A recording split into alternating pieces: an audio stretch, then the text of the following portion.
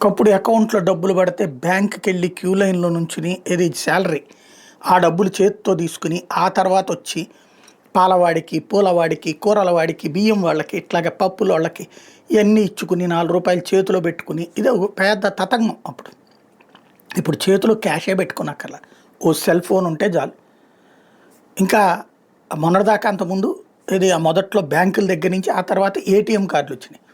ఇప్పుడు UPI ట్రాన్సాక్షన్సే, Google పేనా ఫోన్పేనా నువ్వు ఏ pay అయినా చేసుకో, ఒక దీంతో యూపీఐ నుంచి కొట్టేయచ్చు. ఇప్పుడు ఈ వ్యవహారంలో కీలకమైనటువంటి అడుగు ఏంటయ్యా అంటే ఇతర దేశాలు దీన్ని ఆశిస్తున్నాయి, ఇతర దేశాలు దీన్ని కోరుకుంటున్నాయి, వాళ్ళు కూడా దీన్ని ఫాలో అవ్వాలనుకుంటున్నారు. ఎందుకని ఇవాళ ప్రపంచంలో హయ్యెస్ట్ డిజిటల్ మనీ ట్రాన్సాక్షన్స్ ఇండియాలోనే జరుగుతున్నాయి. ఒక రకంగా చెప్పాలంటే యూరప్ దేశాల మొత్తం లావాదేవీలు ఎంత ఉంటాయో ఒక్క మన యూపీఐలో జరుగుతున్నాయి, అంత స్థాయిలో ఉంది.